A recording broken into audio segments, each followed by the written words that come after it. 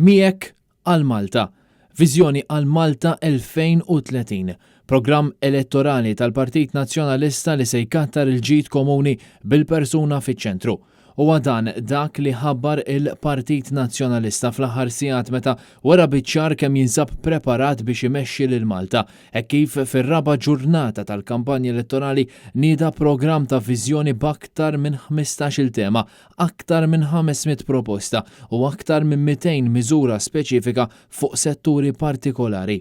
Lilkom, nisa, irġiel, żgħażagħ, anzjani, ħaddiema, professjonisti. L-appell tiegħu biex tqumu għall-isfida li pajjiżna qed jagħmlilna.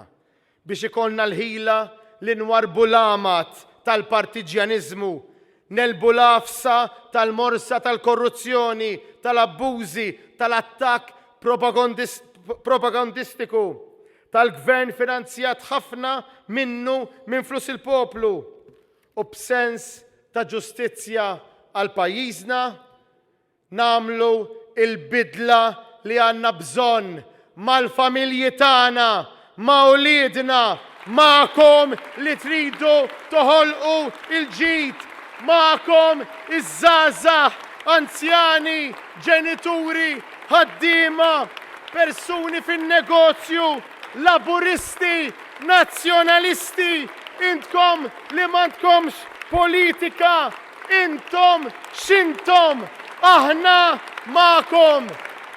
magħkom sejrin inġibu il-bidla, ser inwettqu il-ħolm tagħkom flimkien. Il-kap tal-Partit Nazzjonalista spjega kif il-viżjoni tal-Partit Nazzjonalista l Malta tpoġġi l-ewwel il-viżjoni ta' pajjiż modern iżda bruħ soċjali. Tinsisti fuq il-bini ta' sisien ġodda l-kwalità tal-ħajja u ħajja sana. Tipproponi sensiela ta' programmi u proġetti biex isir investiment fl-ekonomija ta' għada u bidla radikali bi priorità fil-politika ambjentali ta' pajjiżna. Apparti dan, jiġi xpronat l-iżvilupp infrastrutturali u l-maniġjar ta' riżorsi speċjalment fl-enerġija. Tittieħed azzjoni serja dwar is-sigurtà ta' pajjiżna, riformi biex tkun assigurata ġustizzja u demokrazija vera, iżbuħija u l-identità ta' Għawdex fil-waqt li jitkattru l-opportunitajiet għall-Awċin, taxxi aktar ġusti u li jinċentivaw l-intraprizi, servizz pubbliku modern, diġitali u effettiv, teknoloġiji avvanzati u innovazzjoni. Tingħata l-ogħla importanza lill-edukazzjoni biex tinbena soċjetà tal-għarfien li l-bażi għal ħolqien ta' impjiegi fid-dinja tal-lum, jitratti l-ġieħ u reputazzjoni li jistħoq ilha Malta politika serja għal popolazzjoni u l-immigrazzjoni u governanza tajba f'kultura ta' integrità.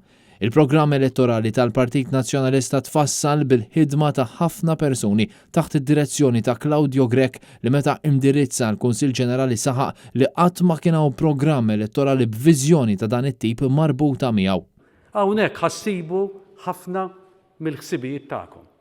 Ma dan aħna ħankunu qed nippubblikaw kuljum praċett kull ġurnata minn issa sal-ġurnata tal-elezzjoni pakkett ta' miżuri addizzjonali illi b'kollox f'din l-elezzjoni ġenerali fil-politika tagħna ħajkonna aktar minn 700 miżura ta' proposta.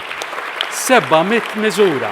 Id-dokument tal-viżjoni tal-Partit Nazzjonalista, il-programm elettorali b'viżjoni għal Malta huwa aċċessibbli għal pubbliku anke b'mod diġitali. Qed ngħid lilek u lilkom il-koll u lilek ukoll li qed tissegwina minn darek. Ejjew miegħi, ejjew magħna għax aħna miegħek għal Malta! Kien Kutajjar, Net News.